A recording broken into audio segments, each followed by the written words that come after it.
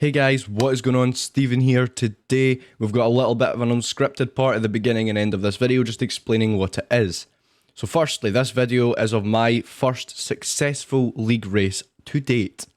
Now if you don't know, I'm Steven, I'm a sim racer, I've been doing it for over a year now. And I have a good amount of experience now with numerous different cars and different tracks. The only problem that I have consistently faced was being competitive. I've always wanted to, right from the gate. My first league race was only 2 or 3 months into racing, and understandably they asked me not to compete the rest of the season. But a year later, I'm a little bit faster, and now we are finally settled into another league, much less one that I have been wanting to do for a while. I like Assetto Corsa Competizione. It is a good game, it is one of my favourites, but my expertise in driving, or at least what I drive best, is open wheeler cars. I am broke as fuck, so F1 leagues were virtually out of the window for me. I couldn't buy the new game every single year. Fuck, I only just got 2021 when it was on a crazy half-price discount, and I don't expect to get 22 anytime soon. I'm waiting for 23 to come out to get that instead of 22.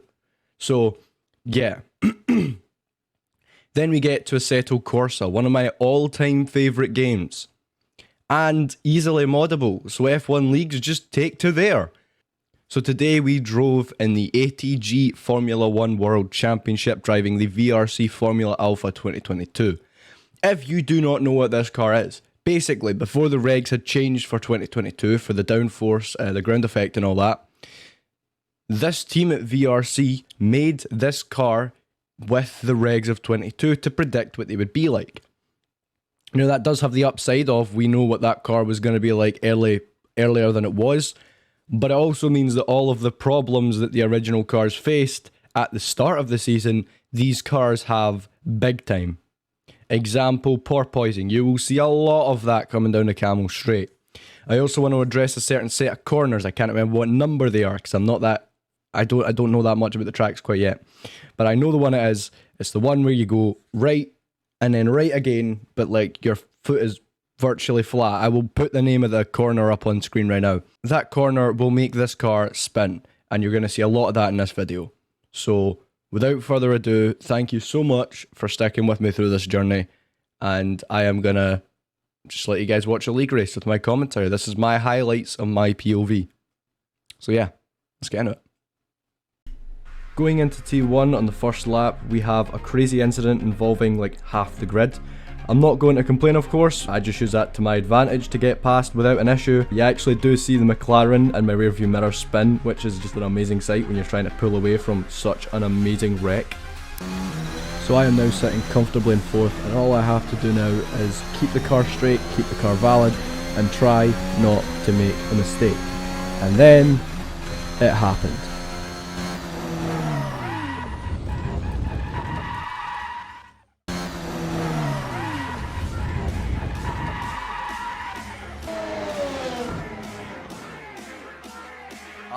Anyways, and we see Fraser having a spin. This is gonna allow Durant to get past here, I think.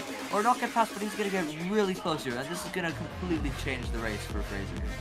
I had spun, but making it worse and adding insult to injury, I see this in my mirror. And while the race leader was in a whole league of his own, minutes ahead of the field, me and Durang had one of the most amazing battles I have ever seen in my life. Last lap of Fraser was 155.9, and the last lap of Durang was a 148.855. I was panicking. Durang had probably more ERS than me because I was out and was gaining in a scary amount of time. We had a couple of laps to fend him off, and it happened. Oh no! Oh no! He's spinning, and that's gonna be an end. That's gonna be an end to an amazing recovery, and he's gonna now do an even amazing recovery. Well, you just had to say that, didn't you? I was in the clear, away from Durang, set for a home run. I was gonna do it. I was gonna claim 4th place.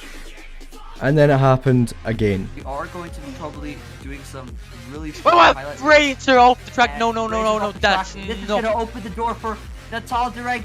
Can Durang overtake him now for the for 4th place. There he is, right there. He's really close now. This is interesting. I had done it again. I had managed to spin out in the exact same way I had last lap, and even worse now, I was backwards on the track at some point and I was facing away from it by the time I'd stopped spinning. Not only that, the Rang was hot on my tail again, and I had maybe 2 seconds to get back on that track and up to speed and fight like hell.